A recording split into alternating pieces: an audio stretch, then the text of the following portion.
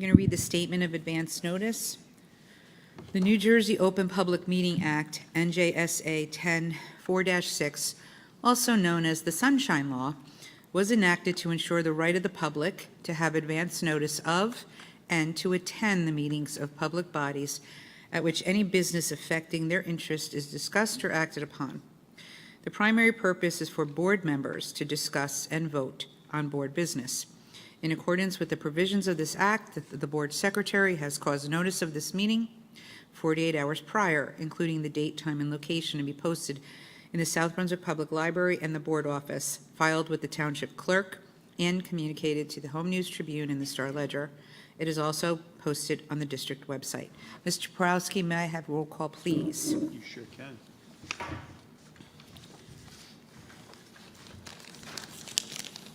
Once I get myself situated. Everybody here? No. Yeah, where did my file go? Here we go. Miss Julie Ferrara? Miss Laura Hernandez? Miss Deepa Karthik? Miss Alicia Khan? Here. Mr. Raja Krishna? Mr. Mike Mitchell? Present. Mr. Barry Nathanson? Here. Dr. Smitha Raj? Here. Mrs. Lisa Rogers? Present. We have a quorum. Thank you, sir. May I have a motion and second to approve tonight's meeting agenda? So moved. Mr. Mitchell move. Dr. Raj, second. All in favor? Aye. Any nays? Thank you. Our next order of business is the board minutes. Board Secretary Mr. Pulowski's draft of the minutes from April 25th, 2024, board and executive minutes, excuse me, were posted on the board portal. Are there any changes? No changes. The minutes stand as noted and approved. Okay. Next is the report of the student representative, Ms. Defon Lee. Good evening, everyone. Sorry. Good evening, everyone. Starting off with some news from the high school, Student Council is excited to announce that we received 3 awards at the NJASC Six Flags Spring Awards Festival yesterday. The Community Smile Award was given for exceptional community service, and the 1000 Club Award for our donation to the Hugs for Brady State Charity. The Standards of Excellence Award was received, which recognizes our program and our achievements, and is the highest honor for a student council in New Jersey. We had a great time and would like to thank NJASC for having us. We are also excited to announce the freshman class as the champions for the Powder Puff flag football game that took place on May 22nd. A big thank you to everyone who participated as a player, a coach, or attended the game. Upcoming Spirit Days include Pride Day on June 5th, Throwback Thursday on June 13th, and School's Out for Summer on June 19th. We hope to see you all at graduation on June 20th. SBHS Pirandello Players is hosting a cafe murder mystery night tomorrow at 6:30 p.m. Dead Presidents Society is hosting a trip to the Museum of Natural History on June 1st and will be leaving at 10 a.m. and returning at 3 p.m. Public Health and HOSA hosted a blood drive yesterday on May 29th and today on May 30th from 7:30 a.m. to 1 p.m. in the high school. Class of 2025 is hosting a field trip to Six Flags on June 8th for juniors, and Class of 2026 will have a movie night featuring High School Musical on June 6th from 5:30 to 8 p.m. in the Blue Cafeteria. They hope to start a tradition as a class to watch one movie from the franchise every year until their graduation. That's all I have for you, everyone, today, and thank you for coming. Very good. Thank you. Next order of business is the report of the president. I only have 2 things for the board members. I believe that on JSBA convention, we've all been confirmed. Again, just to reiterate, if there's any changes or cancellations, please let Ms. Murphy know as soon as possible. And the last thing I want to do is just to say a thank you. The last 5 months have been a test of our endurance as we've engaged in battles with the legislators in Trenton over our funding cuts. I'd like to say to the numerous individuals who took the time to address the Senate and Assembly Budget and Appropriations Committees, as well as the members of the Township Advocacy Committee, I extend my deepest gratitude to you all. Your unwavering support and commitment have not gone unnoticed. The dedication and effort you've invested are deeply appreciated, not only by the board, but also by our staff and students. South Brunswick stands as a beacon of excellence in education, and for the past 8 years, many have labored tirelessly to safeguard the educational opportunities for our children. Ensuring that our students continue to receive the same level of educational benefits as those before them has been and will always be our top priority. Excellence in education for all our students remains on our unwavering commitment. So to all of you, I again thank you for all of your support. Next is the report of the superintendent, Mr. Fetter. All right, welcome everyone. Real quick, I'm going to be quick for now. I got one more thing after Dr. Mammon goes up. June 4th is our primary election day, so we have South Brunswick High School, Crossroads South, Brunswick Acres, Indian Fields, and Constable are all used. We do have security there, just to make sure that people stay in the area where they do the polling and not into the schools, of course. But it's usually very smooth. This town is wonderful. It goes very smoothly. And that's primary day, June 4th. All the schools are open that day, and it's primary day. I have to share some amazing news if you have not heard this, or the community has not heard this maybe. So we have a teacher in Crossroads South. Her name is Bess Lee. Now, Bess is a 7th and 8th grade social studies teacher at Crossroads. She just received, at Princeton University's commencement, the Princeton Prize for Distinguished Secondary School Teaching. She was up on the stage and received an award at Princeton University for incredible work she does. Anyone ever have Mrs. Lee? Maybe out there? Deserving, right? Yeah, I mean, incredible human, an amazing teacher. So we just want to say congratulations to Bess. She's fantastic.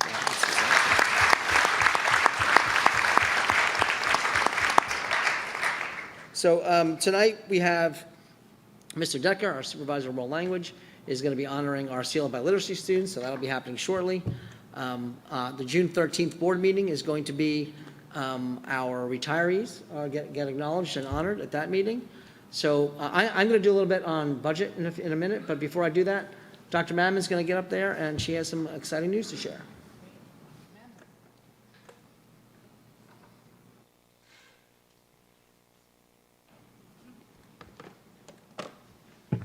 Good evening.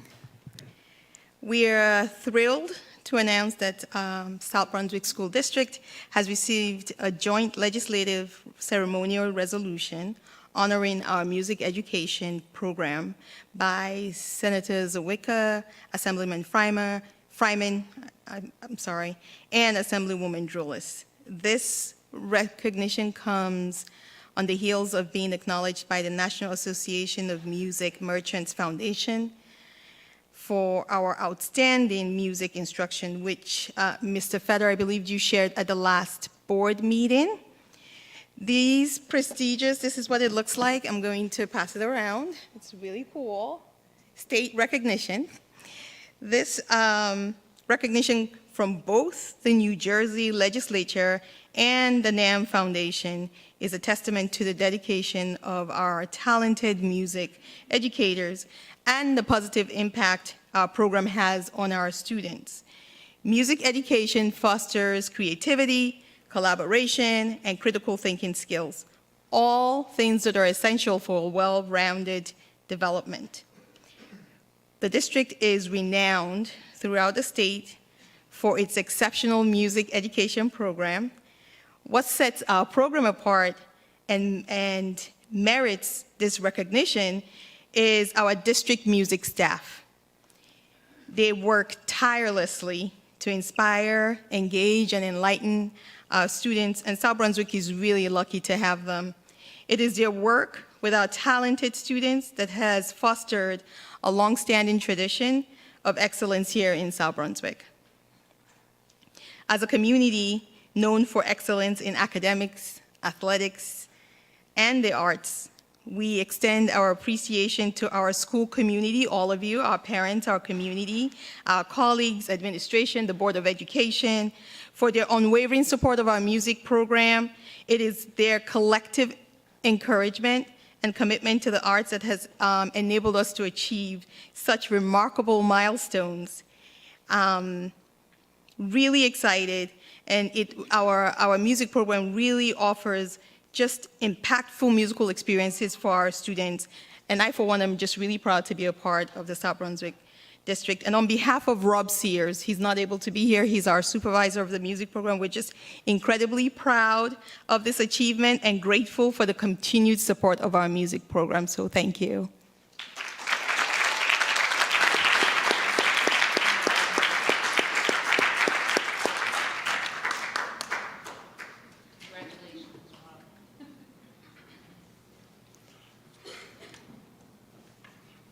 I promise I'm going to be quick.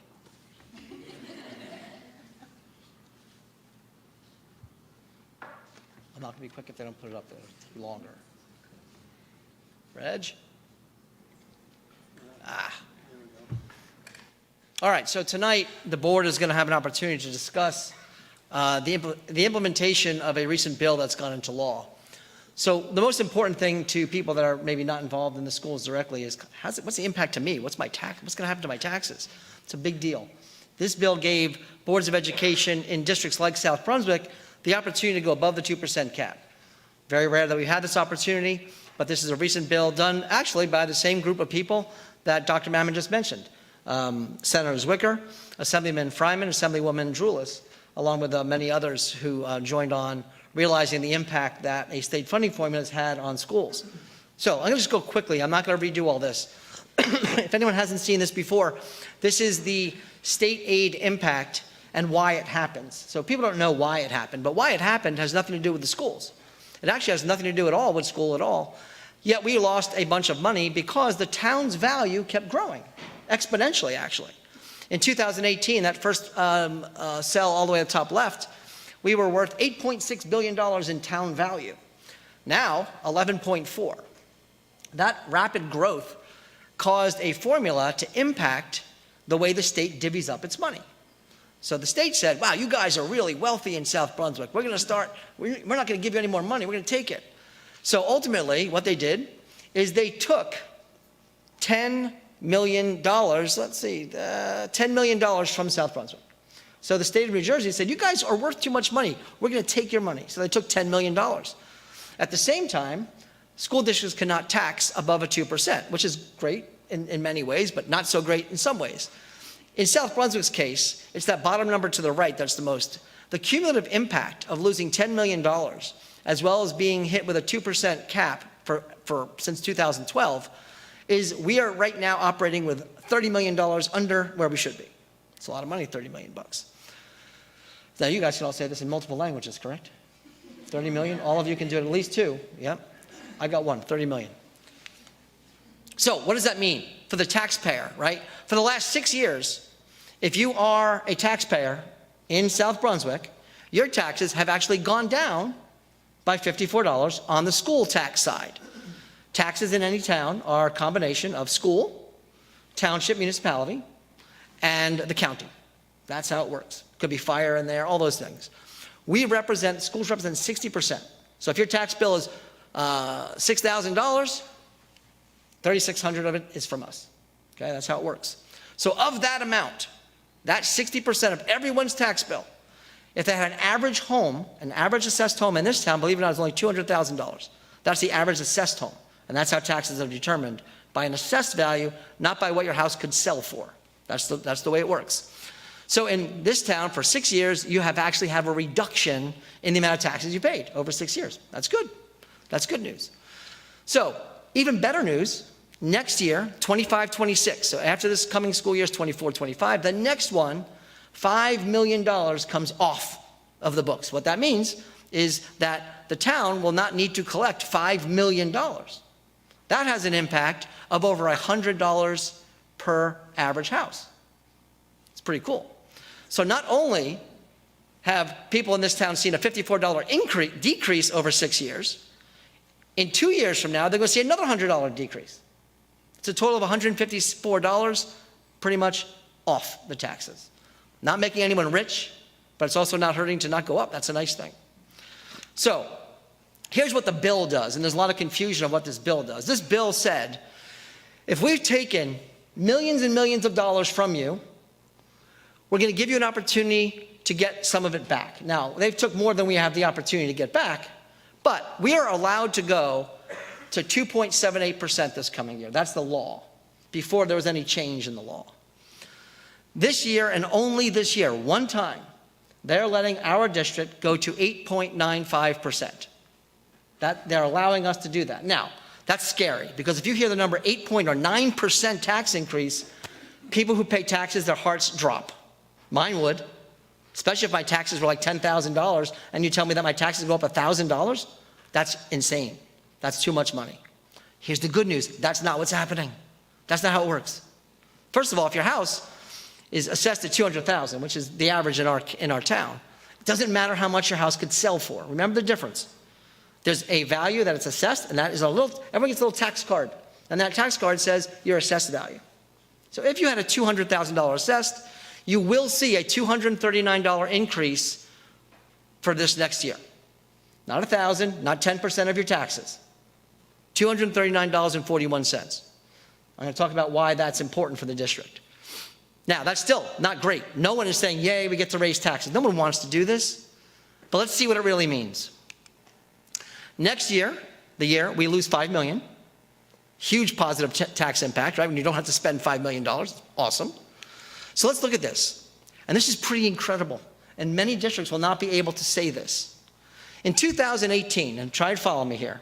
In 2018, if your school tax was $5,000, okay, and your house was assessed at an average of $200,000, which is the average in the town, that is exactly what happened to your school tax. In 2019, you went up $9. 2020, you went up another $33. But in 2021, you dropped. And you dropped again in 2022. In 2023, you dropped a little bit more. Then you had a little bit of an increase in 24. But in 24, after 6 years, you were still paying less tax. What else in our lives went down in value over 6 years? Nothing. Nothing. Except South Brunswick taxes. Now, that leads me to next year. In order for the district to become solvent, in order for our district to be able to do all the things that you hear about at these board meetings and see what these kids do, you can't do it without money. You can't. I'm not going to get into the whole thing about all that. I've done that for 4 or 5 years already. So anyone who's been wanting to listen, go watch any number of these presentations I've done. We have managed to stay above water, to give our students opportunities to have a world-class music program, a world-class academic program, a world-class athletic program. That's what we provide. Now, to keep that going forward, if the board takes the recommendation of the superintendent, which is me, and I am recommending you take full advantage of this, I would not be doing this, board members, if that was a crazy number and we have been raising taxes every year. We'd have to find another way. But because of the way this formula has operated, because of the ratables in this town that have gone up in 7 figures in some years, well, 6 figures, 100 million, sorry, 100 million. It has allowed the tax base to stay flat and decrease on the school side. Next year, it will go up a little bit if you do this, by 241, but here's the beauty. The following year, even if you raise the 2% statutory number for the 25-26 school year, you're dropping $100. This is what I want you to look at. If you look at your 8-year span from 2018 to 2026, the average home went up 86, will go up a total of $86 cumulatively over 8 years. For that, the district gets to continue to do what it's been doing for years. If not, I can tell you this. I had told everybody what was going to happen. $6.2 million this year, $8+ million next year, cut out of the budget. You know what happens when we do that? You're not going to lose $241. Your value of your house drops a lot more. Let's use 0.5%. 0.5%, period. If your house dropped 0.5% because people don't want to move to a school district without a music program, without an athletics program, without clubs, with no high-end academics. People live here for those things. That's why people live here. Not everybody, but the majority. To do that, yes, it's going to cost, over 8 years period of time, $86 new, period. That's it. If that is too much, I am sorry, and I wish it wasn't. I wish it was still lower, but schools are public. The only way schools are funded, one way, only one way, taxes. That's the law of the land. We cannot charge people to come here. We cannot do other things. We already charge people a ton of things for many things. So what happens, what is the value of this? Because obviously it's $239 for the average family. That's not fun. Even if it's only $86 over 8 years, it's still not fun. We'd rather be low. But in New Jersey, not every state may be exactly the same, but in New Jersey, your property values are directly linked to the quality of your school district. You might think it's not, but if you think of that and you say, well, it's also connected to how easy it is to get to the big cities. Well, it's true. It's true. And if you take your house and you put it in houses that are closer to New York City, along Route 1, you'll be paying a lot less for your house. And you know why? A lot less difference of a school system. That's why people drive further for the schools. That is New Jersey. It has never been different. It will never be different. You either pay for it or you don't. You pay for it one way or the other. You either have great schools for a very nominal amount of money, very nominal, or don't. That's the way it goes. Student programming is part of this. When you have good student programming, you can do the academics, you can do the extracurriculars, you advance, you can support, you get kids ready for college and career. That's what you do. That's where the money goes. You can have staffing. If you don't have the staffing, you're going to have massive class sizes, you're not going to be able to do program implementation, and you're not going to be able to provide student supports. When you start having low SAT scores, which ours are like top 10, top 12 in the state, when you start to reduce that number, when people look for a house, they look. That's what people do when they have young families. They look for a house in a school system they can send their kid to. Facilities. You can not spend money on facilities, but that's going to be a problem if you think of your own house. If you have a leak in the roof, one little leak, you let it go. Eventually, it's not so little. It's going to grow and grow. You could have fixed it for a little bit of money. Now you're going to fix the whole roof. That's the way it goes. You got to maintain your buildings. You got to maintain your grounds. But this is the biggie, and Dave will talk more about this at the next meeting. District financial health. When you've been cut as much money as we've been cut over the last 6 years, the district is not in financial health. It is not. It'd be like in your own budget, barely able to afford your monthly, and praying you don't need a new car or your car doesn't need new tires because there's no money left. If that roof, you're just going to have water in your house. We're there. We are right on the verge of that. We have roofs right now that we are not fixing. Our operations committee has been told that. We have things we're not doing. We have not been doing. That's only going to get worse and cost more later. We need to do this. My opinion to the board, my recommendation, we need to do this. I'm thrilled that it's only a cumulative $86 over 8 years. I'm not thrilled that it's a decent or a bigger hit for 1 year. I'm very glad it drops $100 the next year, though. The future of any district depends. As I've shared, $8 million is the reduction cut next year. $8 million. That's the reduction cut. So if you don't do this, you will be cutting $8 million out of the budget next year. And that's all programming and staff, nothing else. That's what it comes down to. And all your facilities will continue to get worse and not maintained the way you want them. That's just the nature of the beast. We are very lucky because some districts, if they were able to had to tax this much money, they'd be seeing $1,000, $1,500 increases to homes. We are actually going to still only see an $86 increase over 8 years. It's crazy. My opinion, district excellence and maintaining the outstanding reputation, that's what makes South Brunswick attractive for future home buyers. You want, when you do choose to move and change your lifestyle, you don't want to have to sit on your house. And you don't want it to sell for less than it should sell for. The way you do that is you have excellent schools. And that's my piece. No questions. I just was sharing. That's my report, and that does end my report.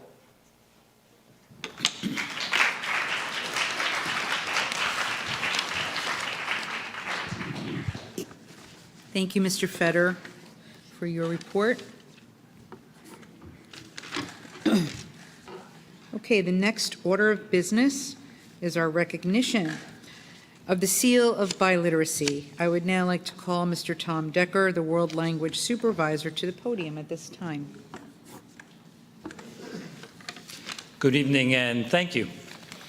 I'm here with the pleasure of introducing to you our students who have earned the Seal by Literacy this year in South Brunswick. The Seal by Literacy encourages students to study languages. It provides employers and universities with a method of identifying students with language and biliteracy skills. It affirms the value of diversity and honors the multiple cultures and languages of our community. This year, 36 seniors earned the New Jersey Seal by Literacy by demonstrating that they are able to speak, read, listen, and write in 2 or more languages at a high proficiency level. And they know because they all took that test with me in the faculty dining room, and I watched them do it, and they did a great job. In addition to the test, they had to meet the high school graduation requirements. So I'm happy to say that the students with us this evening have accomplished this in one of the following languages: Spanish, French, Latin, Tamil, Hindi, Arabic, Chinese, and Mayarti. Each student will receive a certificate from the state. Ms. Rogers, would you like to join me at the podium to distribute the certificates?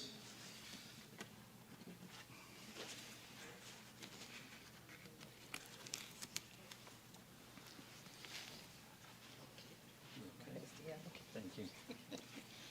Students, I'm going to call you up now for your certificates.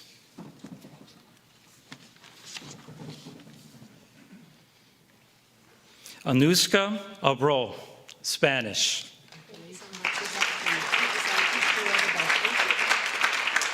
Akshara Avid, Spanish. Rosalinda Assad, Arabic. David Frederick, Latin. Sorry. Okay, he's the next one. Yes. That's all right. You good? Thank you. Adita Chandola, Spanish.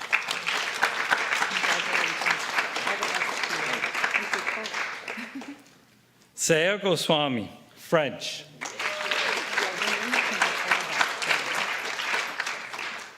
Jivika Gupta, Spanish. Shaisha Jain, Spanish.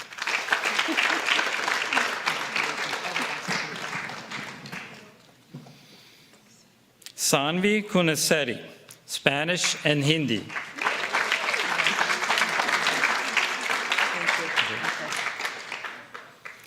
Sophia Liu, French.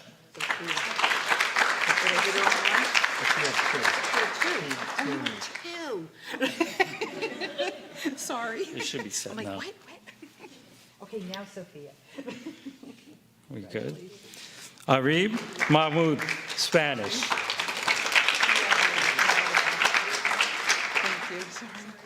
Gia Manjamir, French. Oh, yeah, Simar Nair, French.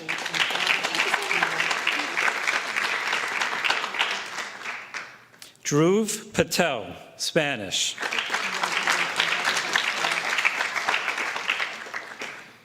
Anahita Peleg, Hindi.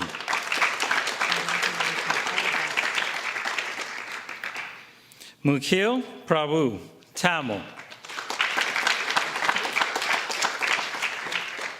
we going okay? Yeah, we're good. Okay. All right. Sanjana Pruchimani, French.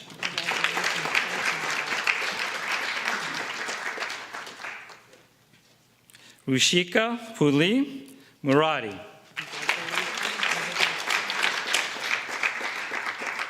Megha Raj, Latin.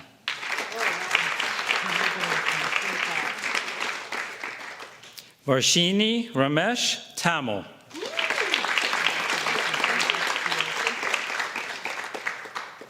Pablo Ramirez Garcia, Spanish. Kevin Shi, Chinese.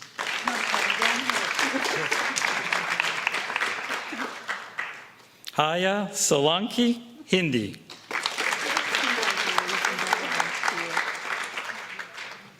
Jonathan Winfred, Latin.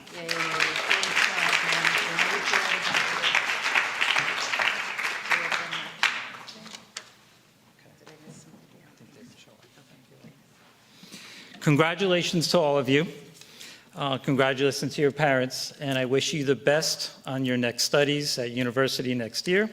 And I hope you always remember your accomplishment with languages and use that as part of your future.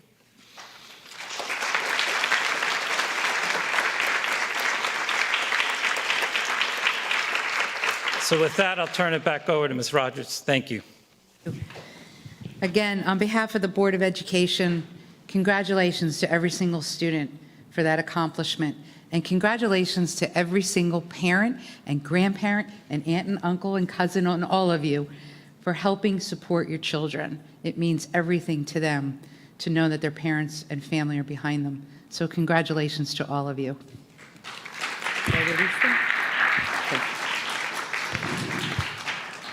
All right, we will move on now. We have one more presentation, and that is the Harassment, Intimidation, and Bullying Report by Blair Eisman and Jamie Bomer, who are our district anti-bullying coordinators.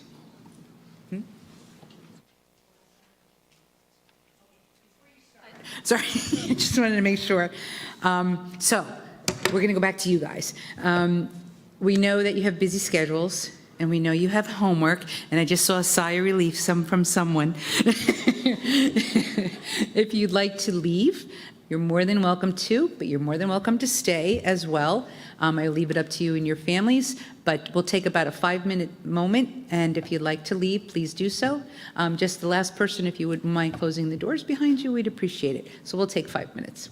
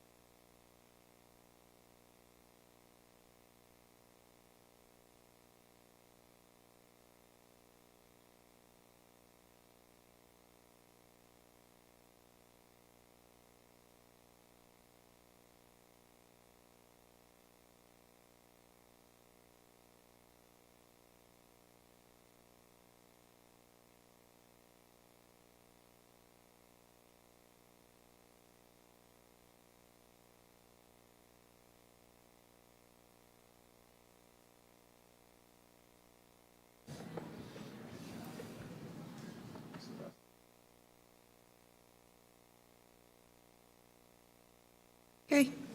All right, I think we can get started. Okay. Jean. Thank you. Hello, I'm Jamie Bomer. I am Director of Special Projects, and I'm here with Blair Eisman, Director of Professional Development and Programs, and we are your anti-bullying coordinators.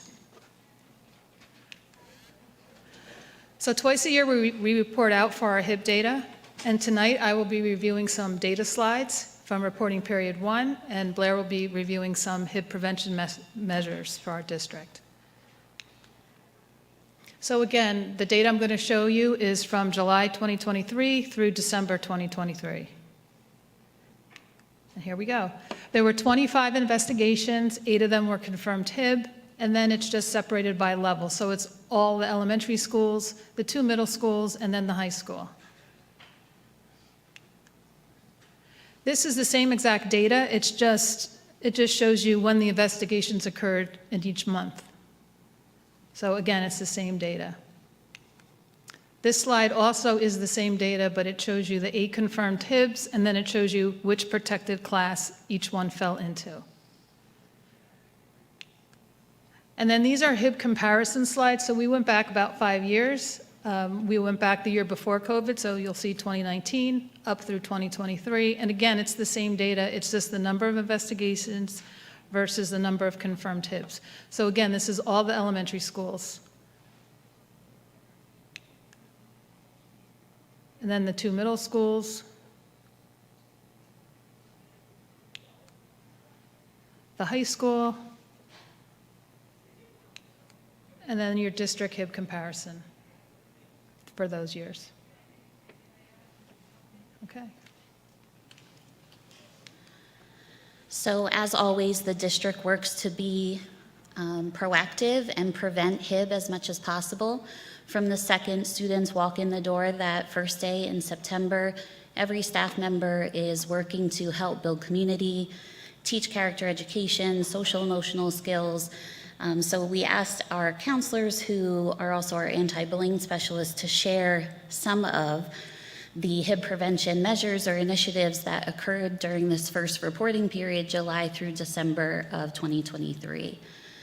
So you could see from our school rules and expectations to code of conduct policy to use of the responsive classroom approach at the elementary and middle, which is the belief that the social and emotional well-being of a student is just as important as the academic. Behavior contracts, lessons with counselors, sharing of resources with parents, behavior committees. Our counselors follow a curriculum and do lessons on a variety of topics. Middle and high school do have sexual harassment lessons. We do acknowledge in New Jersey the Week of Respect and School Violence Awareness Week. Meetings with admin, counselors, child study team members to check in on certain groups of students. We have a district social and emotional committee, gender identity support plans, school climate committees. So you could see there is no shortage of Hib prevention happening in our district. We do have staff-mandated policy training on Hib every year. Our ABSs, anti-bullying specialists, we have regular job-like meetings throughout the year where we're checking in, doing training, talking investigations.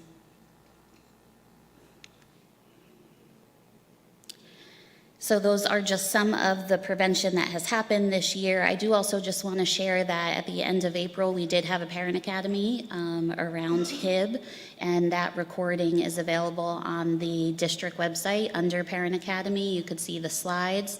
The presentation was done by John Worthington from NJPSA, so the slides are there as well as the recording. He did a really great job of outlining the law and the differences between Hib and Code of Conduct. So if interested, please check that out. And we'll take any questions if you have them. Do any of the board members have any questions about the Hib report? I have a couple. Sure. Can you go back to the 2 graphs for a second? That one, that's the first start. So this is the reporting period number 1. Yep. Right, which is? July through December, because Right. we are currently in reporting period 2, Right. which ends June 30th. So have we seen, I've seen a decrease Yes. in the number of incidences, number of Hibs as well.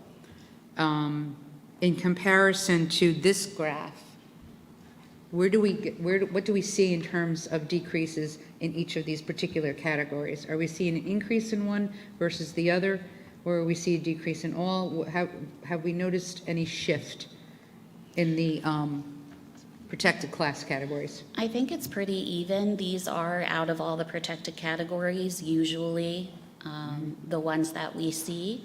But as far as specific percentages over the years, we would have to get you that data. Yeah, I think it'd be helpful to understand where, if there's still a gap in a particular protected class, I think that's important also to understand. And I think it'd be important to see that it doesn't have to be I don't know how many years you had up there, but I know it was pre-COVID. And COVID had a lot to do with, everything. And it's good to see that we've seen a decrease. But I think it's important to see where are we seeing an increase or decrease in the protected class? Absolutely. And what is the plan to address that? The other thing is you had mentioned the buddy classes. Can you give us a little bit more detail around the buddy classes, what it encapsulates, what do we do? So those are at the elementary schools. Usually an upper elementary class will be buddied or paired with a primary grade. So perhaps a kindergarten class is paired with a fourth grade, and they meet several times throughout the year. It ties with building community, forming relationships. And they usually get together and do some sort of maybe read aloud, a book around that's on an SEL topic. They might do a craft together, practice just socializing, communicating, and of course the older students are a role model for the younger ones, and it's definitely a feel-good for the younger ones to be able to interact with the older students. And how do we do something similar to that in middle and high school? I know in high school you have the leadership, the peers, but what do we do in middle school? The middle school, I would have to check in on that. I'm Okay. not sure if they have something similar to buddy classes. Right.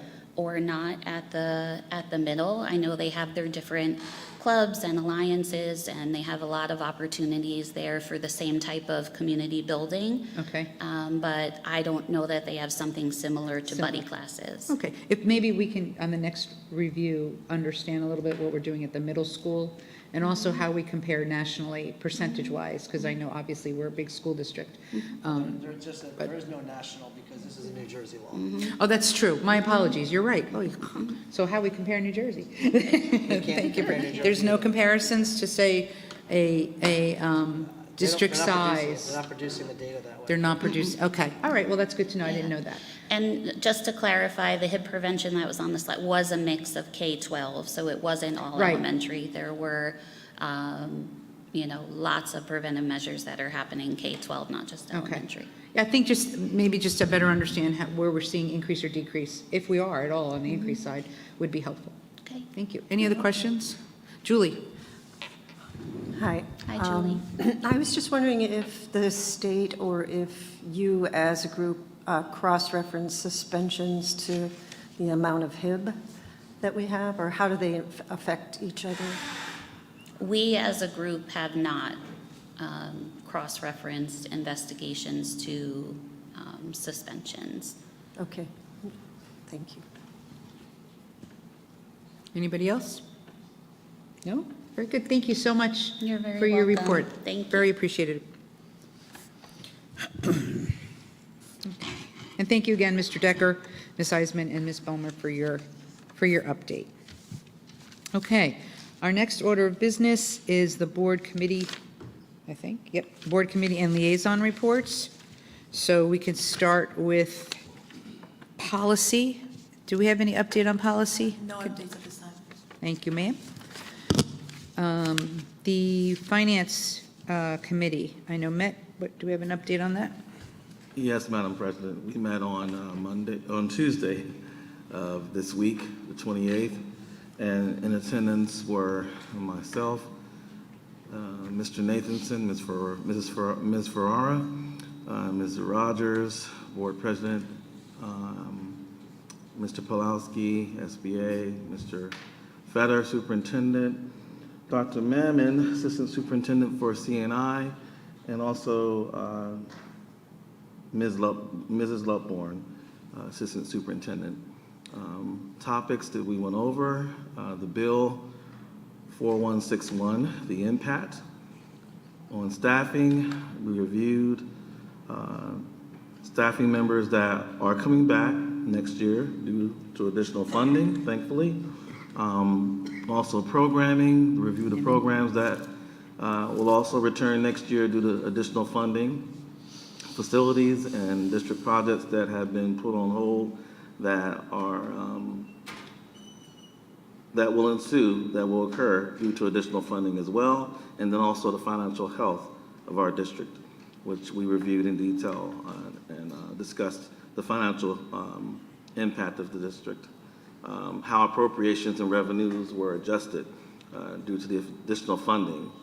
Also on tab was the second question, which Mr. Feder has spoken about several times, which is a remaining item. We reviewed revolves around township, the use of facilities, and then finally tax impact, review of the local impact, which Scott just went over, shared the 8-year tax impact on the average assessed home in the township.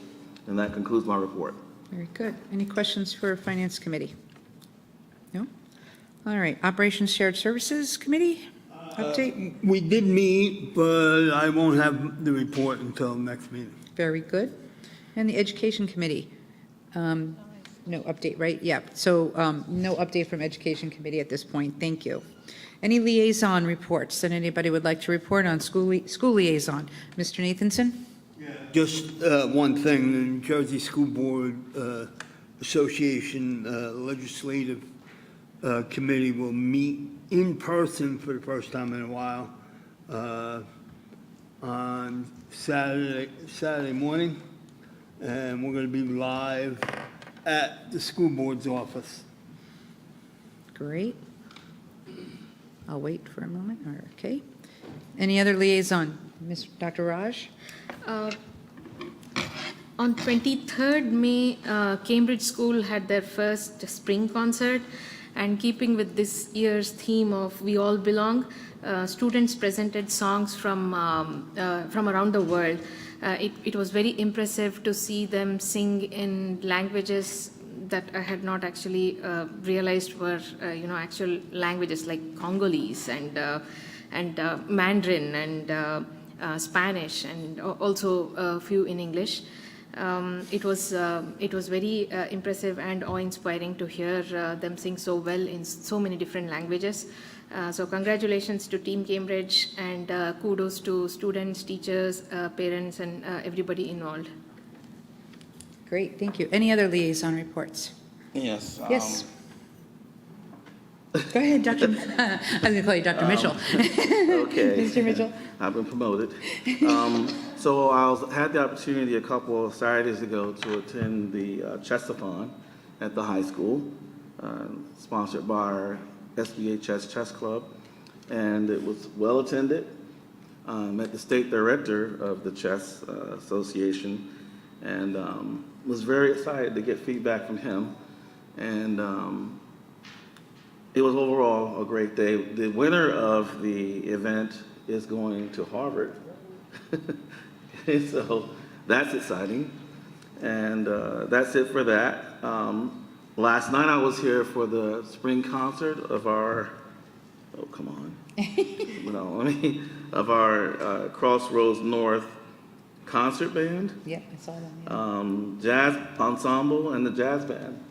And they did a wonderful job as always. As said earlier, we have one of the best in the state, if not the country, right here in South Brunswick. Yep. And I'm so proud. That's why I don't care how tired I am, I get in my car. And if I'm running a little late, I'm going to be here to support our kids because they deserve it. Yep. And they work hard. They get up much earlier than I do. Not that much earlier, but they get up early to be here and to be there to practice, Yep. to get ready for days like last night. So it was worth the time and effort to get here. And kudos to the parents. We have the best parents in South Brunswick. We really do, in the state of New Jersey. We really do. And I'm so appreciative of each and every one that makes sure their child is where they're supposed to be each and every time. So I also want to give a quick report. I sent something out to the board earlier concerning the NJSBA Delegate Assembly I attended a few days ago. And I want to report briefly just on the resolutions. There were 14 resolutions that went through and 4 failed. So I'll just briefly report on those. And then I sent you the email so you can read the rest and the logic behind it. So Resolution 4, which is special education tuition costs. I'm trying to go fast.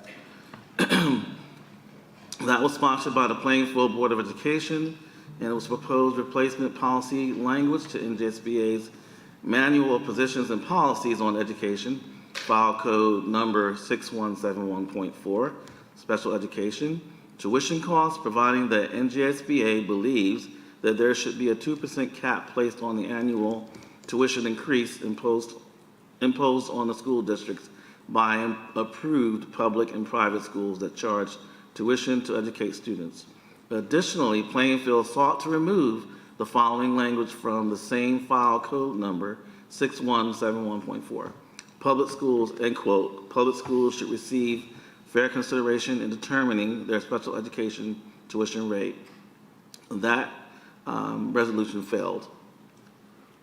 Okay, the next resolution 6, really quick, is the consideration of resolutions. The Plainfield Board of Education, Union County sought revised language for Article 5, Section 4, titled Consultation of the NJSBA bylaws.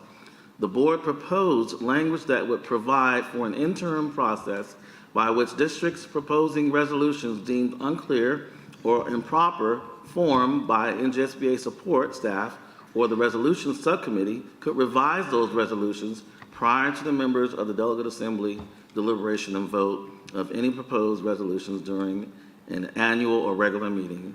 That resolution failed. Resolution 8, payment in lieu of taxes. The Toms River Board of Education of Ocean County proposed revised language for NJSBA's Manual of Positions and Policies on Education, file code 3220, indicating that all real estate developments utilizing payment in lieu of taxes programs should be included in any statewide equalized valuation calculation that impacts a local education agency's share of state education aid and determines local fair share. And that resolution also failed. And understand that this particular resolution was in debate for a good 20 minutes. So it finally failed. And then last but not least, before I turn it back over to you, resolution number 12, state aid. Toms River Board of Education once again sought to add additional language to NJSBA's Manual of Positions and Policies on Education, file code 3220, regarding the amount of state aid a school district receives. Specifically, the resolution stated that state aid should be frozen at the 2022-2023 levels for financially responsible S2 losers who are less than 10% below adequacy. Spend at least 10% less than the average on administrative costs and are unable to meet the local fair share contribution despite annual maximum on administrative costs, and are unable to meet the local fair share contribution despite annual maximum statutory permitted tax levy increase until such time as the state aid formula is studied and thoughtful recommendations are made to facilitate a thorough and efficient education for all New Jersey public school students. That resolution failed, and that's my report. Thank you. Thank you for that update. Any questions for the delegate? None? Very good. Thank you again for your updates. Okay, moving on is public comments on agenda items only. The Board of Education recognizes the value of public comment on educational issues and the importance of allowing members of the public to express themselves on school matters of community interest. Complete copies of Policy 0167, which govern this portion of the meeting, are available to the public online or by contacting the board office. To permit the fair and orderly expression of comments, we ask that participants be recognized by the presiding officer and preface comments by announcing his or her name, your place of residence, and your group affiliation, if appropriate, and by completing the sign-in sheet. Please print legibly, or we may be unable to document your name for the permanent record. Each statement made by a participant shall be limited to 3 minutes. No participant may speak more than once on the same topic. Mr. Pulowski will indicate when you have 15 seconds remaining. All statements shall be directed to the presiding officer. No participant may address or question board members. No discussion between a participant and respondent shall extend the 3-minute time limit. Please note that a presiding officer may interrupt, warn, or terminate a participant's statement when the statement is too lengthy, personally directed, abusive, obscene, or irrelevant. Request any individual to leave the meeting when the person does not observe decorum. Call for a recess or an adjournment, or waive these rules when business for the protection of privacy or the efficient administration of the board's business. It is our plan to listen to each member of the public. Once all questions and comments from all members of the public are made, the Board of Education may respond or respond via email in the most timely and efficient manner available. All questions and comments made will be noted. Again, the first public comment is for consent agenda items. There will be a second opportunity for the public to comment on any matter. Mr. Pulaski, has anyone pre-registered for first public comments? I have a registration, but I'm not sure if it's for the first or second. So I have Ken White. I don't know if he's here. Mr. Ken White? You want first or second? It's on the agenda. It's on the agenda, so. Yes, you yeah, can come on down. comment on this one. It's on the agenda. Thank you, sir. Again, please state your name, your place of residence. Please sign in. Thank you.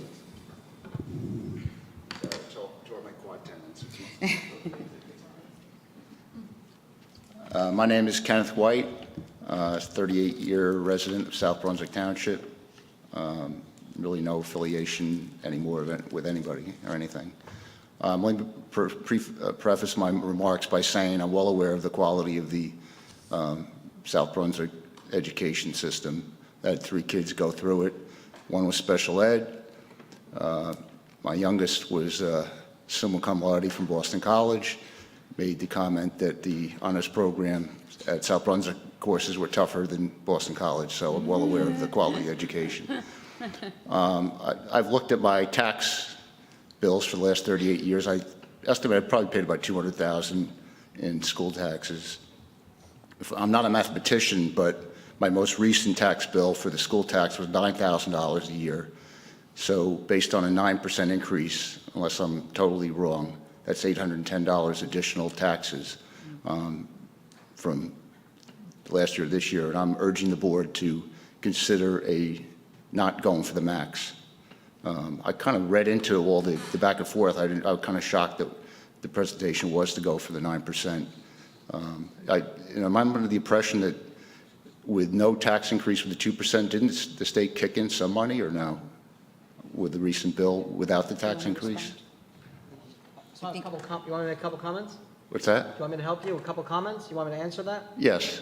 So the state has taken away $10 million. They gave back $630,000. Okay, I thought it was more. We hoped it was more. But the other comment you made is just an inaccurate understanding of how the math works for the taxes.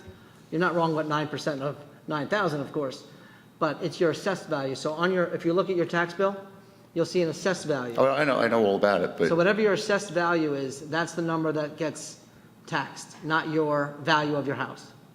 but does it? But if so, 9%. It applies to what? 9% doesn't really work that way. What it looks at is the assessed value. If you look at the assessed value of your house, whatever that card says, right? But that times X equals $9,000. There's something that multiplies times the Yeah, assessed value it's- that makes it 9,000. I'm not going to take up the Yeah, whole time. okay, What I can I'm do is, if you're still here at the end, I'll be glad to show you specifically how yours would work. Now we got a Ranger game at 8 The good news, o'clock. it's not 9% of $9,000. Okay, so- all right, that's my 2 cents. Thank you. Mr. White, just very quickly, Mr. White, Yeah. I don't know if you were here during the beginning of the presentation. I was. Okay, so take a look at that again, and again, if you have any questions, just email Mr. Fetter, and he'll be more than Okay. happy to explain. Yeah. Thank you. No one else is registered? Nope. Okay. So are there any audience members who wish to make a public comment on the consent agenda? Anyone? Oh, yes, sir. Come on up. Again, state your name, your place of residence, your affiliation if necessary, and please sign in. Just helps us with the... Yeah, there should be a sign-in sheet there. Okay. Just take a moment. If anyone else would like to speak, feel free to stand up and get ready.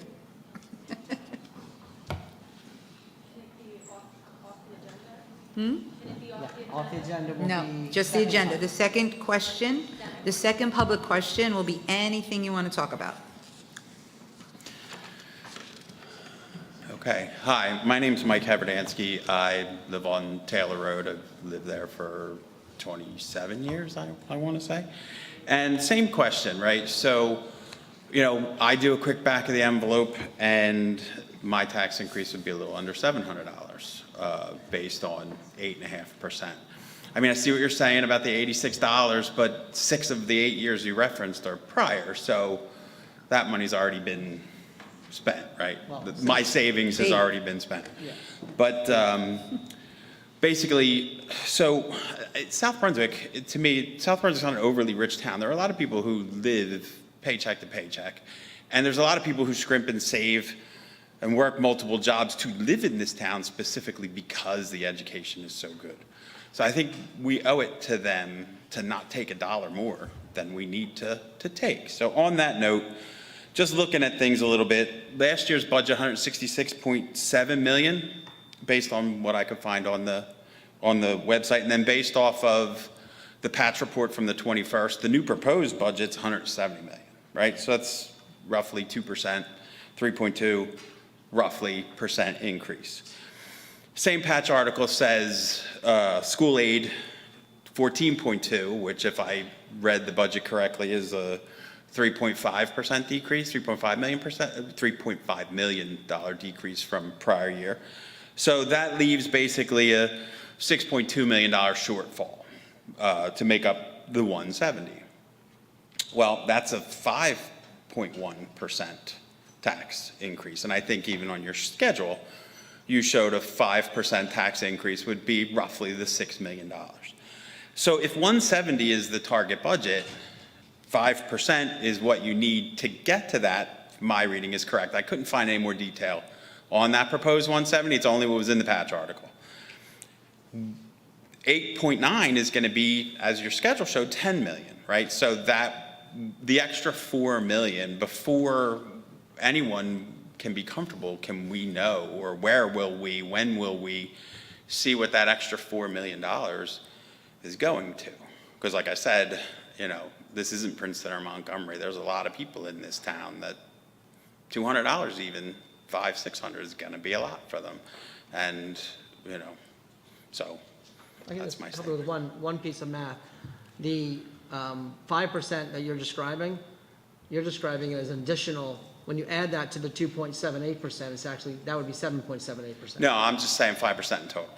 But that's not correct. That's what I'm trying to say. Well, it was even up on yours, right? No, I know, it's showing the 5%, but the $6.2 million short already included the 2.78%. All right, so where I got my 5%, last year's tax levy, 121.5 million.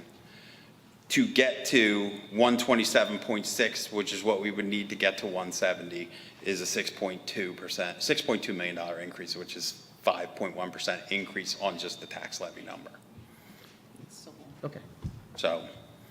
So point is I don't have any real detail. The proposed budget's not out on the website, so I couldn't go through the individual line items, or I couldn't find it. If it's out there, I couldn't find it.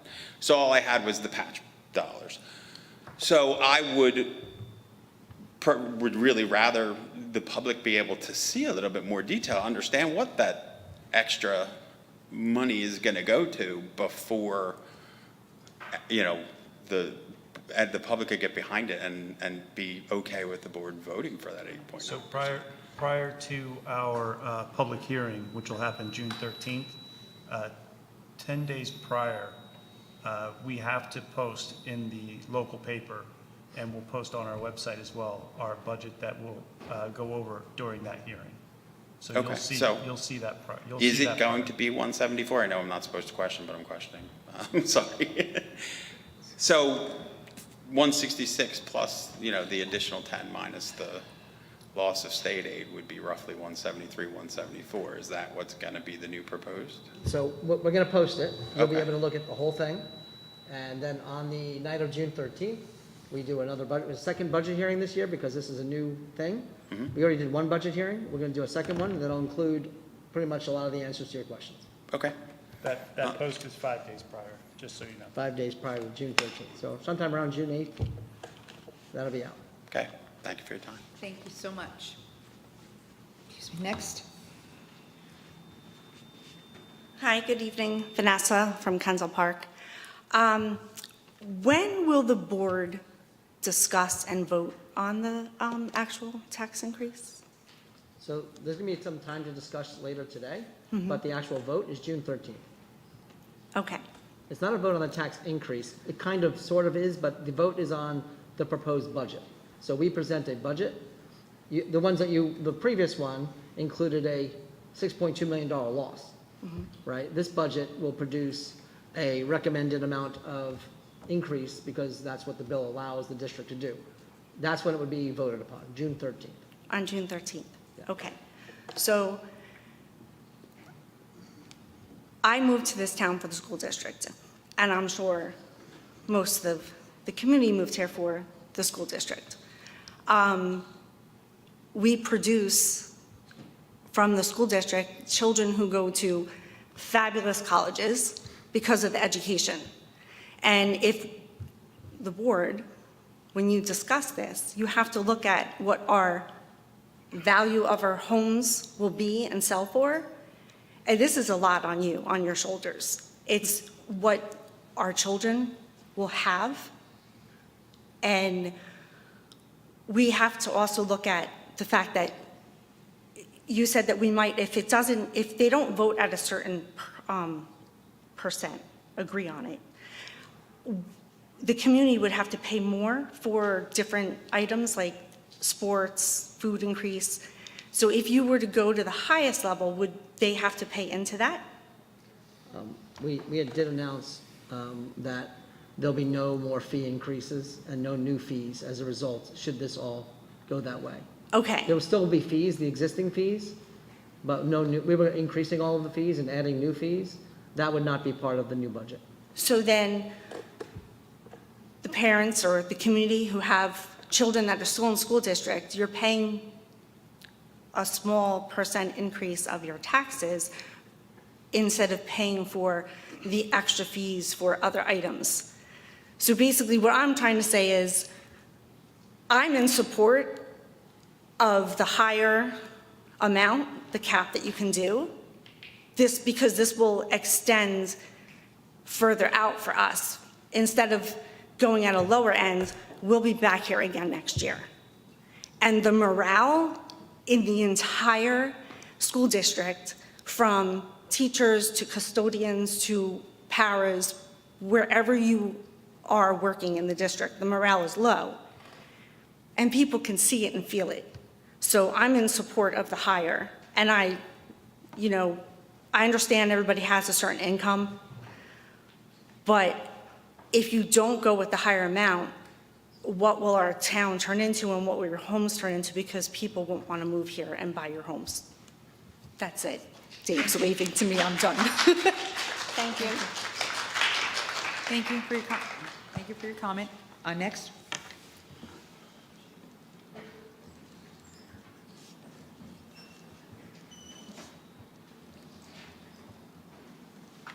Thank you. David Saccone. I live in Deans Pond Crossing. One of the topics that I thought was really interesting was around the bullying. And maybe I didn't read it right, and I'm not sure if there's anyone here who could answer it. One of the areas that when I looked at it, it says confirmed HIB by protected class. And it says sexual orientation 1, race color 2, race 2, gender 3. Now, I do see investigations picked up in October doubled. And what I'm asking is where does religion sit in that number? Because if we're saying there's no, that's great, but it just didn't make sense. Now, these numbers that I know, these are actually confirmed that we're speaking about here. Yeah. But even if we look at the investigations, I don't know where religion sits in there, and the reason why is no matter what, majority of, for example, in Marlboro, there's a huge amount of, the board was just approached about bullying for religion. It happens everywhere. And I don't know, I don't see it here. And I don't know if anyone knows if there's a reason, but for me, it's a little concerning that on October, you had a double number of reported cases. So I don't know if anyone on the board could answer that, or someone can get back to me on it, because it is a little concerning. Comments? Mr. Scone, thank you. What we'll do is we'll follow up on that. Okay. And we'll address that directly to you. Yeah, I would appreciate that. Sure. Thank you. Thank you.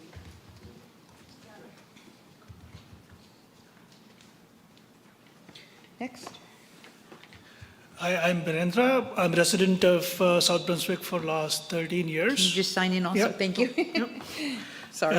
And I'm here representing a group of students from South Brunswick.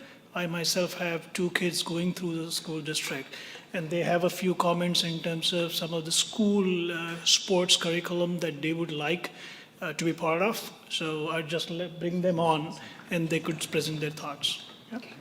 Right. Hold 1 second.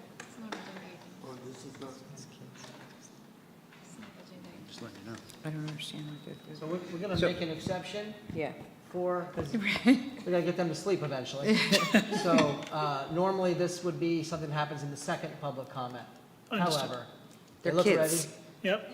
So They're really ready, got which it. is kind of making me nervous. But yeah, go ahead. And then after this, it's Is it homework. 3 minutes per, is it 3 minutes per speaker or 3 minutes per the group? Like 5 minutes for the group. all right, 5 minutes. 5 minutes for the group. That's 30 minutes, 30 minutes. You got, no, we can't be here for 30 minutes. No. I got you. I got Your you. timer started 5 minutes ago. My bad. Okay. Hi. My name is Shakti. I'm from South Brunswick High School, and all of us here, we wanted to talk about our passion for cricket. So we all really love playing, and it's something that we all enjoy doing so much. It kind of brings like life out of us. It shows us like something that we should enjoy doing, and we love doing it so much. And it brings up like us together, team bonding. It makes us like play for not really a team, but more of like a whole like group of people connecting together and not as one singular person. It helps a lot with those kind of team bonding, but also understanding each other and also growing at a better social way of talking to people. And I also recently got to play representing New Jersey in regionals. I played in Maryland, and we won all of our games. And I would like it if they could also continue talking about their passion for the game. Thank you for your comments. Hi, my name is Vihan Naikade. I'm from Crossroads South Middle School. I'm here to talk about the history of cricket here. So cricket, in fact, the first international match was played here against Canada in 1844. And I find it surprising that cricket hasn't been implemented into our school system. Here, we've also had 2 kids from our school district go to the Under-19 Cricket World Cup in South Africa and play.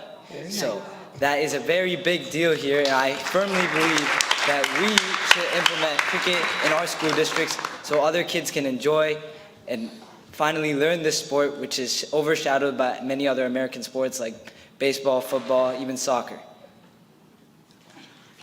They're doing All right, hello everybody. My name is Vivan Bansode. I'm a freshman at South Brunswick High School. So me personally, I started playing cricket when I was about 5 years old, and I think it's developed me a lot as a person, physically and mentally. Maybe 3 or 4 years back, I used to struggle a lot with my own confidence, but I think after I started touching the cricket ball and the cricket bat, I think my confidence levels have soared, and I think because of that, it's helped me perform better under pressure, and that's also helped me perform better in the classroom. And also, cricket's kind of been a getaway sport for me from stress or anything. If I don't like how how my life's going right now, if I have I know finals are about to happen and stuff, and it's a lot of stress. And I think when I play cricket, it's I forget about everything. I'm just focused on one thing. And I think if it's helped me this much, I think it can definitely help my other peers also perform well and just do good.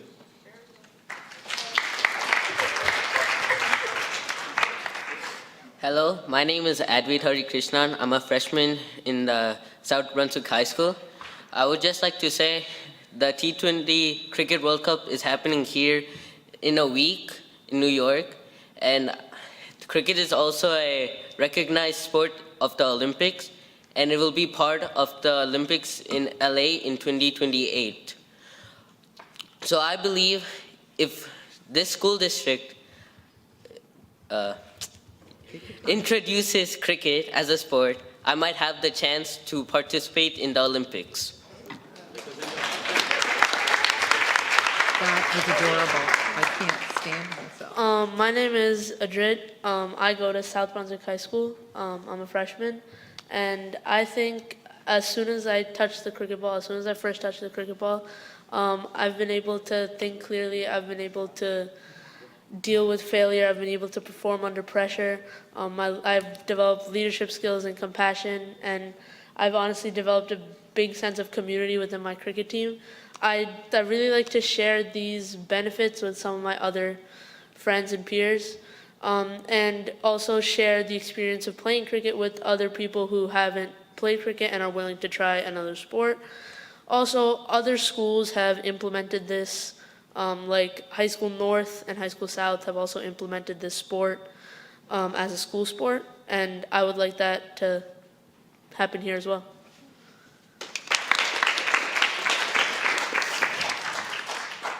Good evening, everybody. My name is Kevin Jojen. I am a freshman in South Brunswick High School. Cricket is a game that helped me grow as a person. It helped me communicate better with my friends, and it made me more confident as a person, like everyone said.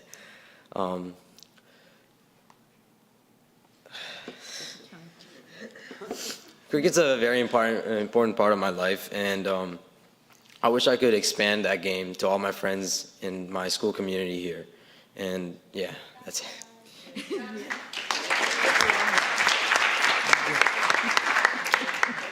Good evening. My name is Ahan Bardwaj, and I represent Crossroads South Middle School. And I would like to make a statement about cricket.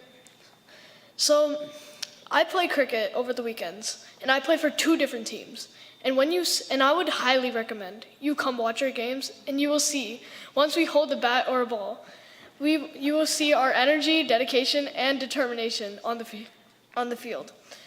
And you will see that us cricket players, no matter what, we will fight anything.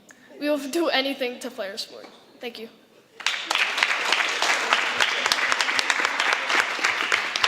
Hi guys, my name is Parth Tiwari, and I play for Cricket Academy, and I'm also in South Brunswick High School. Cricket is a very big thing in my life. It changed me as a person. It gave me a sense of pride. It gave me something to work for. It gave me a lot of things. And cricket's a great sport, and you should implement it into your curriculum.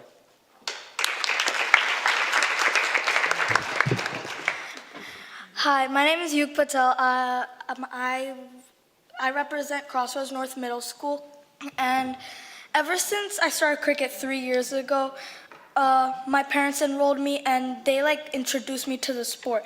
And without them, I wouldn't be here. And it helped me control my confidence, my anxieties, and most of my physical health. And it helped me communicate more with people in my community and stuff. So if cricket comes into our school, then it would be really good, because then other people can if anyone also suffers with that type of stuff, they can communicate with other people and get learn more from each other and build more as people themselves. Thank you.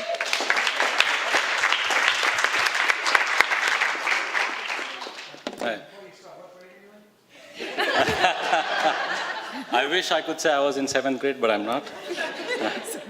So thank you, members of the board, for giving them and us the opportunity to talk. My name is Vishal Patel. I live in Doylestown, Pennsylvania, but my wife will say I spend more time in South Brunswick, New Jersey than at home, which is true. I've been coaching some of these boys and girls for the last 3 to 4 years, and I have seen them grow leaps and bounds, just not from educational point of view, just playing the sport, gaining confidence, gaining that community. Cricket, it puts you in different role every single day. And how you overcome that, how you face that challenge, how you problem solve on your feet every time you're faced in a unique situation is what that sport teaches them. And I consider myself an educator just like you guys. I'm a coach and I feel it's a lot of responsibility. And I've seen how playing this sport has helped all of them. Just not in cricket, but their parents can say in a lot of different ways, socially, in education. And as they said, some of the kids from this school district have represented the country this year. So it would be great to see a lot of these kids play the sport for the school that they go to. And a lot of time, the challenge is, a lot of their kids, the parents say that because it is not recognized in school, they have to give up and they have to choose between an activity that is recognized in school and something, a sport that they dearly love, and they come to a stage in middle school or high school, and that's when they see that's when we see the biggest dropout. So it would be amazing if the sport can be introduced in this school district. And if you need any help, I mean, we have started this program a while back. I have been coaching for the past 10, 12 years now. If you need any help, we'll be here to get this sport started. And please come watch them compete any of the weekends. I mean, you might have seen some of the grounds. They are right very close to you. And what is this sport? What is this funny looking people doing up there? Right? So please come and watch. Please encourage them. I mean, and please consider their request. Thank you so much.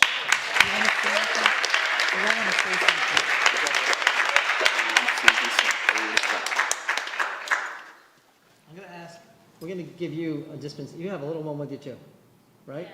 Come on. You have a comment? You had a comment before? I did. You can come up. Yeah, he's about to I just want to make a comment to them. Okay. She's going to make I just want to make a comment to these boys. First of all, I'm sorry. You're right. My apologies. You were the first one. Oh my God, I'm so sorry. First of all, I want to say to this entire group of students, that's what I should have said. You did a phenomenal job just now.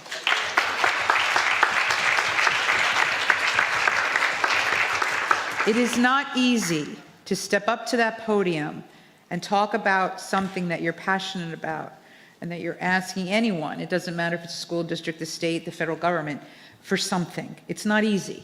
So I commend you all, and I commend you, the coach, for pulling this all together. So we don't make the decision here. He provides us with a recommendation, and we say yay or nay. If it's a yay, I want to ask you if you promise, one, to teach us, I don't know how to play cricket, and that we'll play against you if it happens. But you have to remember one thing. When you're presenting and you want somebody to do something, you got to take a page out of your chess club buddies. You need to end with that tagline called "Equity begins with me." So we want something that's equitable, then that's something that we will look at. So again, I commend you all for stepping up, and to the parents, they spoke beautifully. So you should, every single one of be proud of your children. Thank you.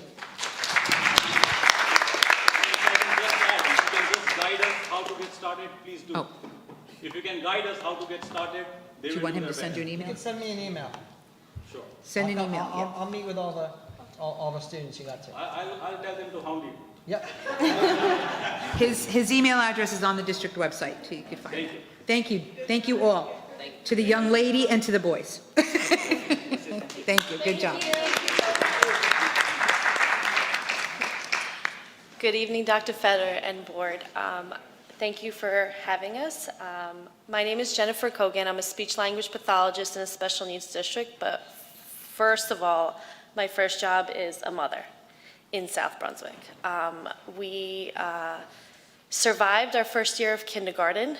That was fun. And he also went to your preschool program, and he was a guinea pig in your expansion program. So thank you for letting us be a part of that. I'm here tonight to talk a little bit about my experience as a mother. I also treat other children in our town, and I speak to a lot of mothers. There's a commonality, and I know mothers really wanted me to speak up and be a voice for them in regards to bullying on the buses. That's why I didn't know where this fit in, because I was told, Yeah, I was told that it's not a HIB, right? Unless it's one of those categories, and I understand that. I'm actually finishing my administration program, so I'm very well versed in HIB. However, when a 10-year-old intimidates and physically hurts a 5-year-old on a bus, it's very scary, especially when you're first going out into kindergarten and it's your first bus ride, right? Big bus. So I don't really know how you guys structure it, and I know there's a lot of budget cuts and there's a lot of things going on. This is probably the least of your concerns, but for us mothers, it's a very high concern because it's always pushed under the rug. There are investigations conducted and we're told that nothing is founded. It's a he said, she said, but in the meantime, as a parent, I'm scared for my child. So he survived this year, but I pulled him off the bus in around October. But we have the means to drive him. There are other mothers or parents who are not able to drive their kids to school. Thank God for my husband, he's able to take him to school and pick him up every day. But there are others that are not able to do that, and the busing is an issue. I was in contact with the director of transportation. She was absolutely lovely. I was in contact with the principal in regards to situations that had happened. I think my bigger question or concern for you guys as a board is we need to look at who's monitoring these kids on the bus. And telling me a bus driver that's driving a big wagon down Route 1 is monitoring? Absolutely not. They're not. There are kids that are getting punched, as my son did. There are kids that are getting threatened, intimidated, all of it. And it has nothing to do with their race, with their religion. It has to do with a big 10-year-old bullying a tiny little 5-year-old who has no idea how to defend himself.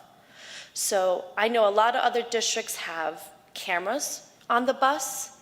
Other districts have aides on the bus. And I know this costs money. So this is clearly not a conversation for maybe this year or for this budget, but it's definitely, I want to plant a seed in your heads to say, this is a problem, and us mothers in South Brunswick are saying it to each other, but it needs to be said to you. So thank you for your time, and thank you for listening, and I really hope you revisit this problem. Thank you very much.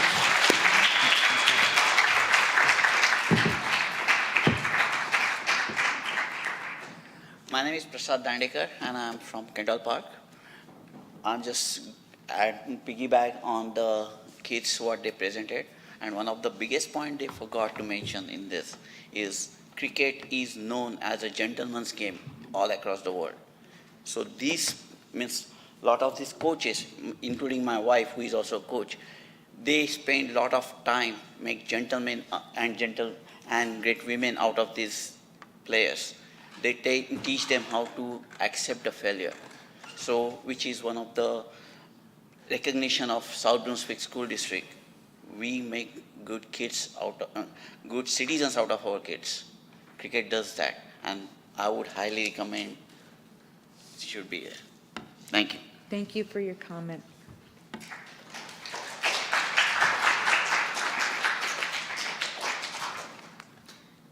I just have to say, we kind of went off script a little bit. So this first public comment was really about anything on the consent agenda. So if that's part of that, that's fine, but there'll be time for the second public comment. So up to you. Come on up. Is there anyone else after? Yeah. Okay. The kids just threw us off. Blame them.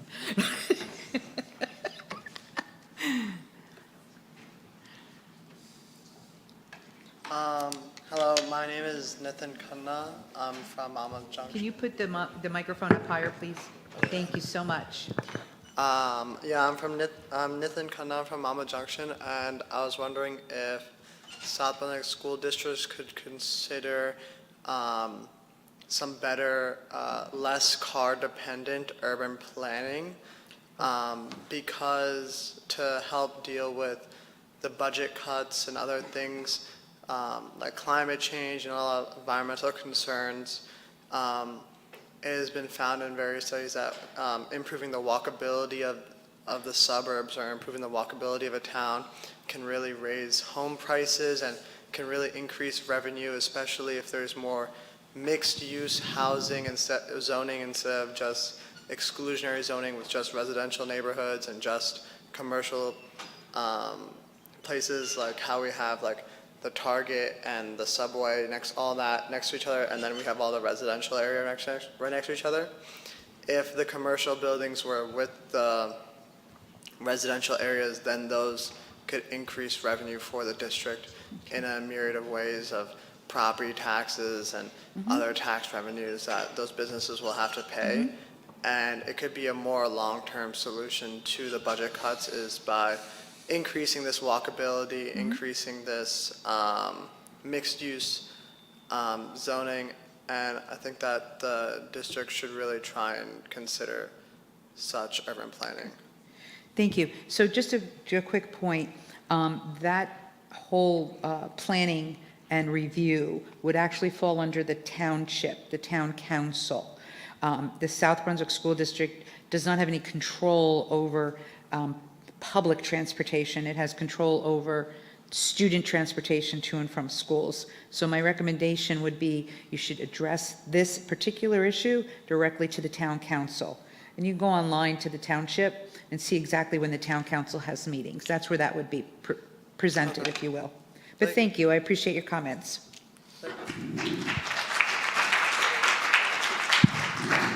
Are there any other comments for the first public comments? No, then I will close this portion of the public comment section out. Okay, the next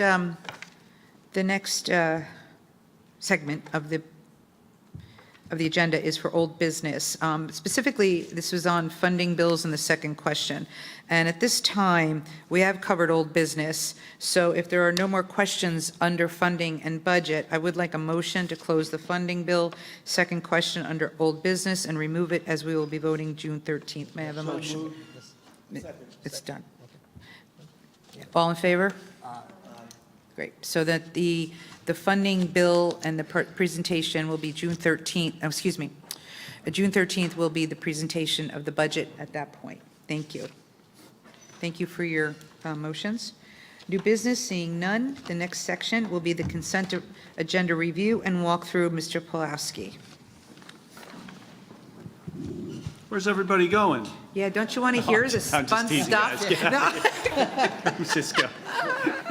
That's the best part of the meeting. Come on. Come on. He gets so excited over this part. This is my time to shine, and everybody's walking out. Hurry up, keep going. Go. Quick, you don't want to miss this. Exit stage. Just close the door behind you, the last person. That would be nice. Thank you so much. Yeah, All right, go for it. Exactly. Shut the door so nobody can hear me. Nobody in the hallway. All right, everybody. So tonight's consent agenda is packed full of goodness. So we have the first couple of motions. We have our approval of transfers, financials, our bills list.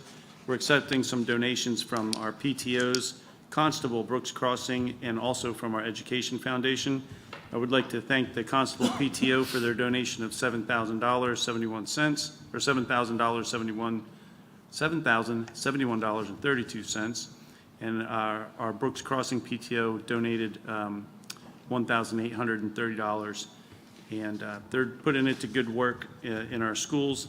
Also, our Education Foundation donated an amount for our preschool book drive.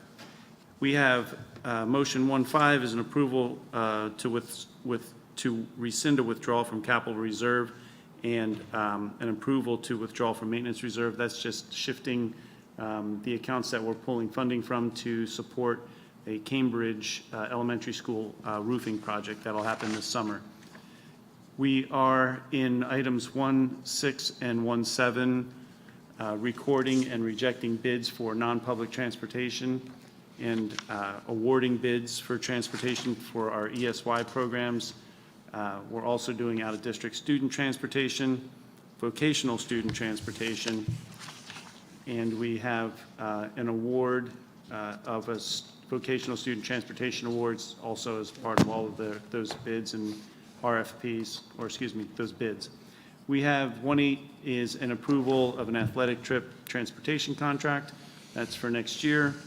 We're approving some transportation contracts for our ESY programs and our vendors, APC Transport and May Transportation. We're recording and awarding time and material bids. I would say, just for everybody for the record, when we came into our budget situation this year, we did go out for every single bid, contract, RFP to get our best prices possible. And we did all of our time and material bids, all of the contractors and vendors that we use all came in flat. So that in today's day and age, that's kind of unheard of. So I'd have to take our hat off to our vendors. They did a wonderful job coming in and helping out the district with our contracts for time and materials. So we are authorizing the disposal of some property. We have a rusty old truck that's no longer roadworthy. If anybody's interested, it's available on GovDeals. We have approving an extension of professional services for bigger picture and for some of our special education services for our students that need educational assistance. We're approving the renewal of contracts for nursing and evaluations. That's also in our special education department.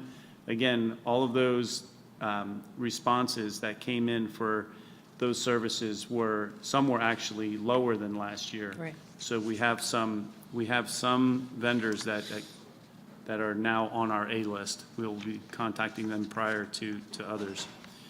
We're approving a couple of sidebar agreements. We have an abolishment of some positions in 117. We're accepting change in conditional retirement for an individual staff member. We're approving some employment contracts. We're approving some student field trips. We're recognizing the harassment, intimidation, and bullying reports. We're approving a resolution for travel and related expense reimbursement for all of our staff. We have an award contract that I want to talk a little bit about in 1.23. Our operations committee met a couple times the past, excuse me? You can do it after the motion to discuss. Got them all discussed. Oh, okay. We'll do a motion to discuss. So 1.23 awards a contract to Mascios Food Service. We'll do a discussion motion on that after I'm finished with the review. We're going to accept some student tuition. We're approving an out-of-district placement and approving a motion for our budget transfers. Last year, we built our budget on some transfers that were necessary from other accounts in our revenue and our fund balance, and this motion 126 approves those budget transfers to support the current year budget. We're accepting some students in for the school year for pre-K, and then you have your personnel, and that's our consent agenda. So, I would like somebody to make a motion. Yeah. Or Automatic motion. it's an automatic motion. right, So we'll make a automatic motion to discuss 1.23. No, just a motion for the consent agenda, a second, and then. Oh, you ask wanted, for oh, okay, I discussion. thought you were going to have a discussion. A motion to move consent agenda, Mr. Nathanson, Ms. Farrar, second, all in favor? Oh, no, I'm sorry, I have to do a roll call, sorry, that's my fault, sorry. Okay, first we have to do the discussion, yeah. So, and before we do the roll call, so we have a motion and a second. So now a discussion on the consent agenda. Mr. Polowski. Okay, so our operations committee met a couple times this past week, and past couple weeks. And we did an RFP this year due to our budget situation to look for and put out on the street our food services. Chartwell's is our current food service provider. They've been with the district for almost 30 years. We, at this time, looked at their proposal, and we had another company that came in and gave a second proposal. It was time, I felt, along with the committee, to move in a different direction with the food service based on the quality of the food, based on some things that happened during the actual process and just the presentations that were provided to the committee. So what you're seeing in item 1.23 is an award for Maschio's Food Service of Chester, New Jersey, to provide food service for our students next year moving forward. There's going to be a transitionary phase. I spoke with Chartwell's today. They're aware of this motion. They're professional. We're going to transition them out, and Maschio's will transition in. We're not expecting any hiccups, but with anything, I think we need to be a little bit patient and just understand that with change to this magnitude, they're serving food in all of our buildings.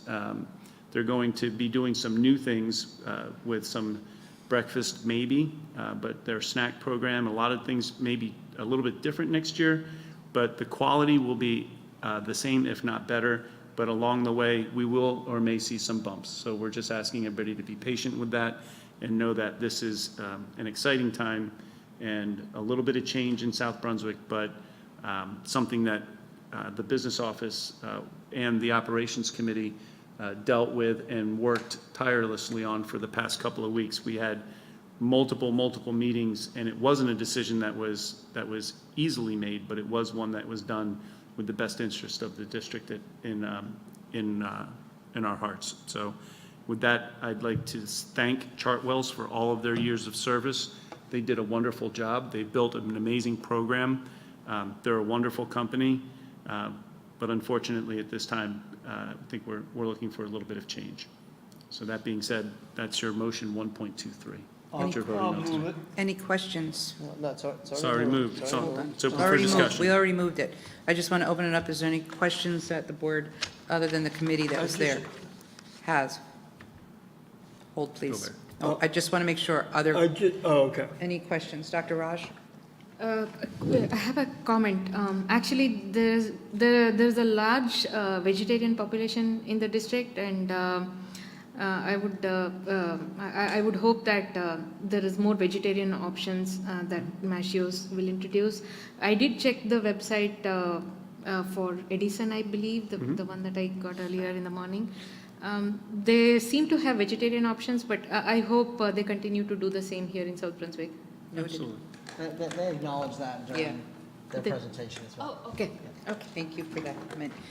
Mr. Mitchell did. Anyone down here? Ms. Karthik? I think part of my question was asked by Dr. Raj. Closer, please. Closer? You want me to go? Okay. So part of the question was asked by Dr. Raj, but the other part I had is, do we get to, did the committee, I assume, has seen the menu that they want to? We had food samples, yes. You did, and you left the rest of us out of those food samples, huh? Yes. Next time you got to get on that committee. How does that happen? Like, these guys get to get the food samples and we don't get anything. Huh? When there's committee assignments next year, you just want to get on the right one. That's not going to happen. Okay, so next year we still need the food samples then. Yes. Lisa, let's make a note of that. But, okay, so my question was, will we get to see, so when do we get to see their offered menu for, for the district? They'll put menus together over the summer, and let me tell you, if the board would like a tasting, we can arrange that. Maschio's is one of those companies. They actually said during their presentation that they would love to provide some food for our board meetings, or a board meeting if everybody would like a sample. So June 13th, we might be able to work something I have out. made a recommendation for pizza, hamburgers, and beef rolls. It's not on the menu. They don't have any of that. All right. Yeah. So we could Dave, I arrange think that. we should take them up on that Sure. offer. Okay. Just, Dave, question for you. Can we provide to the board at least the implementation schedule so that they all see how this would move forward? Can we get that online? Once I The one that they iron that showed out. us, Yeah. you know? Once I at the iron that out presentation? with them, That would be we will- awesome. And then we this will way you put- all could see what the implementation schedule looks like. I think that would help the board as well. Mr. Nathanson? I just want to make a comment as the chair of operations, how good of a presentation they made. And they showed us very simple things that they're going to do that, is amazing. And coming from being the old man on the block, you know, the Chartwell's, and I don't want to say anything bad about Chartwell's, but Chartwell's never did any of that stuff. So, you know, I think, like David said, it's the right time for this move. And if I had the samples here, I would have brought it. But that night, I didn't have dinner before I came to the committee, and I was full by the time I went home. It was really good. Just saying. It was very good. Very good. And also, Dave, just please accept our thank you for doing a great job. And Stephen, we know that both of you worked really hard late nights going through those RFPs. They were not thin. They were big, thick books. So we appreciate your work on that and the summary that you gave to the committee. So thank you. Please extend our thanks to him. It's a big kudos to Stephen Corso. Yes, Stephen Corso. He did ran an the show. amazing job. Yep. Any other questions before we move on? No? Okay, so we will take roll call, Mr. Porowski, to approve the consent agenda for today. Sorry. Gotcha. Ms. Julie Ferrara? Accept. Ms. Laura Hernandez? Absent. Ms. Deepa Karthik? Ms. Alicia Khan? Yes. Mr. Raja Krishna? Yes. Mr. Mike Mitchell? Yes. Mr. Barry Nathanson? Yes. Dr. Smita Raj? Yes. Mrs. Lisa Rogers? Yes. Motion carries. Motion carries. Thank you, sir. Next agenda item is public comment. This is the second opportunity for the public to comment on any matter. You are reminded of the previous statement made regarding public comment rules of policy 0167. Again, at the podium, state your name, spell your name, and announce your place of residence and/or your group affiliation. Complete the signage sheet, and again, you are limited to 3 minutes. Mr. Pawlowski, do we have any members of the public that have I pre-registered? think everybody spoke. Very good. Anyone in the But if audience? anybody's, yeah. Yes. Oh, Ms. Resnick. Oh, excuse me. Yes, I do. Yes, I know her. You're not supposed to know who she is. I know. It's hard when you know the person. Hello, Chris Resnick, Kendall Park. Could you come closer to the mic? Yeah. Really? My mouth's not big enough.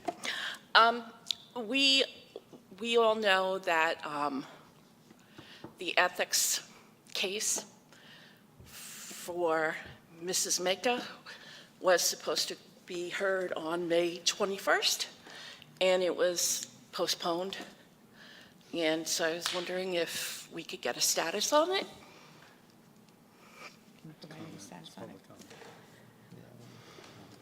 If not, that's fine too. I was just, This is a public comment. We're not going to make comments on legal matters. okay. So we Thank only you. do that for some people. Okay.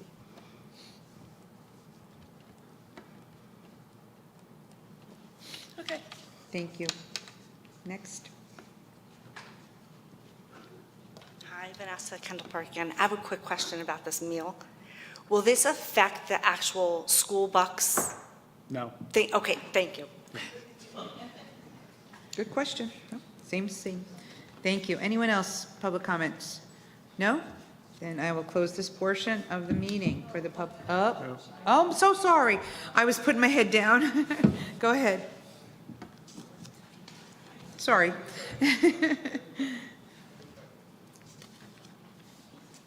My head didn't go all the way that way. It'll be quick. That's okay. I just want to leave out, my name's Kathy Abadansky. I live on Taylor Road. Been a resident of 28 years. All I wanted to say, and I just wanted to leave this little note. Okay, so I'm an accountant. I deal with budgets all the time. So based on what I know, you were saying that in order to have excellence, you need a $170 million budget. I'm listening to everything that you have here tonight, awards, except, teachers getting awards at Princeton. Obviously, you're doing the right thing. The thing that I'm having a problem with, and I know you said you're going to explain it, you said you needed $170 million to continue this excellence. But now you say, well, we have this extra money, but we should take it. I don't follow it that way, because you're just saying, we need this money right now. This is the money you need. It's 5%, I believe, that we're saying that we need the increase in the taxes. But it just seems like we're grabbing this extra money and say, okay, we'll figure out what we're going to do with it. But in the meantime, it's causing the residents of the town more money. I'm a believer in this is your budget, you're true to it, you've been saying all along that this is what you needed, and now you got the money. But now you say, no, I want more money. So, and then someone's going, we're going to be back here next year. All right, so let's wait for the next year and see where we're at with the decrease that you're talking about with the $5 million. And okay, let's see where we're at. And then we'll reevaluate and see what we need. I'm a person like that. We take it one step at a time, not saying, okay, we got this money right now, let's just grab it. It's a one-chance deal. We are talking about the residents here. We are talking about increasing in taxes. And I know, Mr. Federer, and I do respect what you're saying, it's not $86 for me. You take the tax amount, what that gentleman was saying about I think he said $9,000, he's taking the $9,000 from his tax bill, which is the school portion of the tax. He's doing a fast calculation, and he's coming up with his number. For me, it's $700. It's not $85. You present something like that, which I'm not saying whatever, and you're saying the valuation of the houses in South Brunswick is about $200,000. I am taking what my tax portion is. Mine is about $245. My tax would be $700. What I'm saying is, I don't mind paying extra tax for excellence in the school. My kids went. One of my kids went out of district. I believe in the town. I believe in this. But just tax us the amount of money to get to the part where you've already developed a budget and saying, this is what we need to continue our excellence. Not saying, okay, this is what we need to continue excellence, and, well, we can get this extra money, let's do it, and let's just see. I'm just leaving it like that. You have a budget. You were upset that you couldn't reach it. You were getting rid of teachers. You were saying, we had to cut this stuff, but now you got it. So just charge us what you need, not extra, for something that you can't even tell us now what you need it for. That's all I wanted to say. Thank you. Comment? No. Thank you for your comments. You're welcome. Anyone else?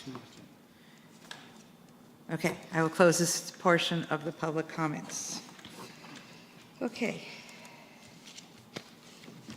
So just 2 points before we adjourn to executive session. The Education Foundation is having their bike-a-thon on Sunday, so if anybody wants to join, please do so. Our next scheduled Board of Ed meeting is set for June 13th, where we will discuss the points that were just mentioned. If you would like to attend, that would be great. And now we will be moving into executive session. Please remain seated until I am finished. Be it resolved that the Board of Education of the Township of South Brunswick hereby moves into an executive session in accordance with the Sunshine Law, Chapter 231 of the Public Laws of 1975, NJSA 10-4-6 through 10-4-21 to discuss the following: student matters. Be it further resolved that the discussion conducted in executive session can be disclosed to the public at any time as the matters have been resolved. Formal action may be taken at any meeting. May I have a motion and a second to adjourn to executive session? Motion, Mr. Mitchell. Second, Dr. Raj. All in favor? Any nays? Thank you, and good night, South Brunswick.